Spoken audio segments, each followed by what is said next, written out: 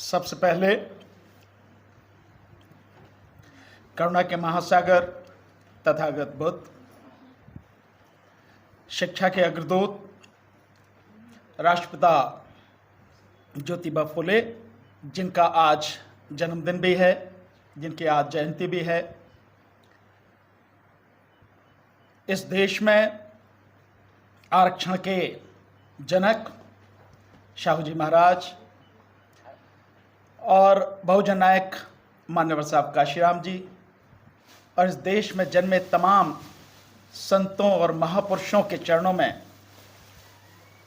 कोटि कोटि नमन करते हुए समग्र क्रांति के प्रणेता, हमारे मुक्तिदाता, नारी जाति के मुक्तिदाता, महान विद्वान बोधिसत्व बाबा साहब डॉक्टर भीमराव अंबेडकर, उनके चरणों में कोटि कोटि नमन करते हुए आज इस कार्यक्रम में मंच पर विराजमान आदरणीय नागेश्वर जी, इस जीबी पंत हॉस्पिटल के डायरेक्टर आदरणीय अनिल अग्रवाल जी और असिस्टेंट कमिश्नर जीएसटी आदरणीय दिनेश जी और इस कार्यक्रम के आयोजक पवन जी और उनकी पूरी टीम और यहाँ पर उपस्थित मेरे तमाम साथी, आप सबको मेरा नमो बुद्धाय, जय भीम, आदाब, सत श्री अकाल, नमस्कार।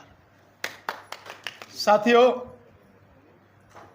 जो कुछ भी बाबा साहब के विषय में है, चाहे उनकी शिक्षाएं हैं, चाहे उनके कार्य हैं, सबसे पहले आदरणीय दिनेश गोंदियान जी ने सब कुछ आपको बता दिया है। मैं उसे दोहराना नहीं चाहूँगा, उसे बताने का कोई अब मतलब नहीं है। हमारे बाकी साथी भी और संजय गहलोत साहब जो दिल्ली सफाई कर्मचारी आयोग के चेयरमैन हैं, वो भी बहुत अच्छा बता गए। समय ज़्यादा नहीं, पर मैं थोड़ी सी बात आपको बताना चाहूँगा। अगर किसी इंसान को अपने जीवन में कहीं से प्रेरणा लेकर अपने जीवन को उच्चतम शिखर पर ले जाना है, तो मैं समझता हूं इस देश में दो नाम, दो व्यक्तित्व ही काफी हैं, दूसरे की जरूरत नहीं। और चाहे इनमें से एक ही व्यक्तित्व किसी को भी ले लें, वो भी काफी है। एक तथागत बुद्ध का और दूसरा बोधिसत्व बाबा साहब डॉक्टर भीमराव अंबेडकर जी का। ये दोनों व्यक्तित्व ऐसे हैं कि आप जो भी जीवन में तरक्की करना चाहें, उसके लिए प्रेरणा आपको इन दोनों व्यक्तित्वों से मिल सकती है। बाबा साहब डॉक्टर अंबेडकर का जीवन तो इतना संघर्षपूर्ण रहा है, हम आज कल्पना भी नहीं कर सकते हैं। आप सोचिए, आज हम हैं, किसी की हिम्मत हो सकती है कि आज हमें हमारे घर से निकाल के बाहर फेंक दे, हमारा सामान घर से निकाल के बाहर फेंक दे। पर बाबा साहब को जब बड़ौदा नरेश के यहाँ पर एग्रीमेंट के अनुसार वो उनके जो उनका डिपार्टमेंट था, अर्थ यानी कि जो पैसे से संबंधित उनका डिपार्टमेंट था, उसमें जब नौकरी करने गए तो कहीं उन्हें जगह नहीं मिली और एक पारसी धर्मशाला में जगह मिली। लेकिन जब उनको पता लगा कि एक अछूत है, तो उनका सामान निकाल के बाहर फेंक दिया गया। आज हमारे यहां ऐसी स्थिति नहीं है, हम उससे बेहतर स्थिति में हैं। आप कल्पना कर सकते हैं कि बाबा साहब इतने संघर्षों के बाद इतनी उच्चतम मतलब पढ़ाई उन्होंने की, और उस पढ़ाई में भी कितना जीवन संघर्ष रहा। कभी कभी तो ऐसा भी समय रहा कि रोटी भी दो वक्त पर उन्हें मिल नहीं पाई, दो ब्रेड और केवल एक कप चाय, इसी पर भी उन्होंने जीवन जिया। लेकिन कभी शिक्षा में अपनी में कमी नहीं आने दी।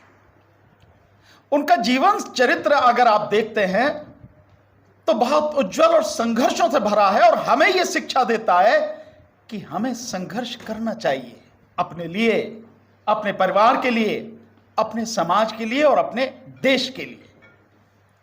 संघर्ष करके ही आगे बढ़ता है इंसान। बिना उसके नहीं बढ़ सकता साथियों। और इसके लिए बाबा साहब का पूरा जीवन हमारे लिए सबसे ज्यादा प्रेरणादायक है। मैं देखता हूं साथियों, लोग बड़ी बड़ी बातें करते हैं, पर जब संघर्ष की बात आती है तो संघर्ष के मैदान से मैं तो बहुत से लोगों को भागता हुआ देखता हूं। संघर्ष करने की हिम्मत नहीं है, संघर्ष करने का मादा नहीं है। दूसरी बात, बाबा साहब ने जो कुछ किया वह हम सबके लिए किया, पर क्या हम वाकई में बाबा साहब को समझे? क्या हम वाकई में बाबा साहब के बताए रास्ते पर चले? क्या वो जो चाहते थे हम वो हुए?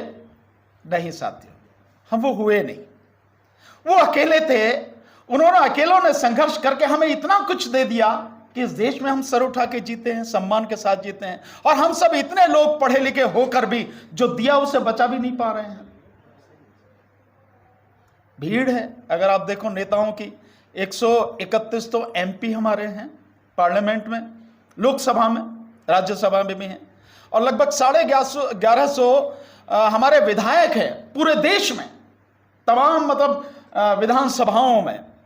बावजूद उसके आपकी आंखों के सामने सब कुछ छीना जा रहा है, और कहीं कुछ आपको ऐसा कोई संघर्ष या उसे बचाने की कोई कहीं से कवायद नजर आती है साथियों? नहीं आती। बाबा साहब डॉक्टर अंबेडकर ने एक बहुत बढ़िया बात कही थी कि जिससे सम्मान के साथ जीना है उसे लड़ना होगा, और जिसे लड़ना है उसे पढ़ना होगा। और अभी संजय गहलोत साहब बता के गए कि पढ़ाई का कितना महत्व है। बताया ना उन्होंने, आपके बाबा साहब का कोटेशन बताया कि शिक्षा शेरनी का दूध है, जो पिएगा दहाड़ेगा।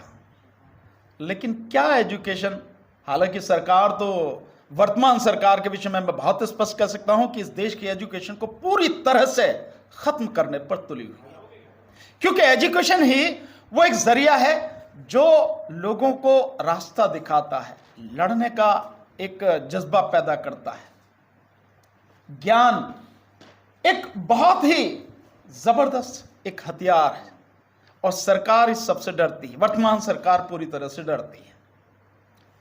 अभी आदरणीय डॉक्टर साहब ने एक बहुत बढ़िया बात कही कि भारत विकसित भारत की तरफ बढ़ रहा है। बिल्कुल बढ़ना चाहिए, लेकिन मैं आपको एक आंकड़ा बता रहा हूं, और वो भी आंकड़ा सरकार के ही आदमी ने दिया है। एनडीटीवी प्रॉफिट, एनडीटीवी किसके पास है? अडानी के पास। उसी का एक आंकड़ा है कि इस देश में 1% लोगों के पास 22% संपत्ति है। देश के लोगों की आबादी 140 करोड़, सरकार कहती है 2024 में प्रति व्यक्ति आय 2 लाख रुपए है। इसको गुणा कर लीजिए, कैलकुलेट कर लीजिए, तो 280 लाख करोड़ की इनकम इस देश की है। उसमें से 22% यानी 61 लाख 60 हजार करोड़ 1% लोगों के पास में। और जो 10% लोग हैं उनके पास में इस देश की 57% संपत्ति, 57% जो प्रॉपर्टी है वो केवल 10% लोगों के पास है। अगर इसको कैलकुलेट करते हैं तो 159 लाख 60 हजार करोड़ ये प्रॉपर्टी मात्र 10% लोगों के पास आती है। और जो बाकी के 50% है उनके पास 13% प्रॉपर्टी, जो बाकी के 39% है उनके पास मात्र 8% प्रॉपर्टी। जब इस सबको कैलकुलेट करते हैं तो एक बड़ा आंकड़ा आता है दिनेश सर। यह आंकड़ा आता है कि देश के 89% लोगों के पास, 89% लोगों के पास 4500 रुपए प्रति माह तक इनकम नहीं है। यह उनका आंकड़ा है जो सरकार के बहुत करीबी हैं, 89%। और विश्व बैंक को जब हम कैलकुलेट करते हैं, सरकार किस तरह से झूठ बोलती है, विश्व बैंक को कैलकुलेट करते हैं तो विश्व बैंक कहता है कि गरीबी की रेखा से नीचे जीवन जीने वालों के लिए क्या है कि 2.17 अमेरिकी डॉलर जो व्यक्ति एक दिन में कमाता है, यानी कि 188 रुपए प्रतिदिन जो कमाता है वहां तक गरीबी की रेखा है। इसको पर मंथ निकालते हैं तो कितना आता है? 5,640 रुपए। यानी इस देश में 89% लोग 5,644 रुपए नहीं कमाते, 4500 रुपए नहीं कमाते। 50% की इनकम मात्र 4,333 रुपए, और बाकी जो 39% है उनकी इनकम 3,420 रुपए बस। तो 89% लोग इस देश में गरीबी की रेखा से नीचे जीवन जी रहे हैं। सरकार कहती है मात्र 11 करोड़ लोग इस देश में गरीबी के नीचे जी रहे हैं। भारत 10 साल पहले विकासशील देशों की श्रेणी में था, आज गरीबों की श्रेणी में। ये अंतरराष्ट्रीय स्तर के आंकड़े हैं। हम विकसित होना चाहते हैं, बिल्कुल सही है, पर अगर हम संविधान के अनुसार चलेंगे निश्चित रूप से विकसित होंगे। बाबा साहब के बताए रास्ते पर चलेंगे निश्चित रूप से विकसित होंगे।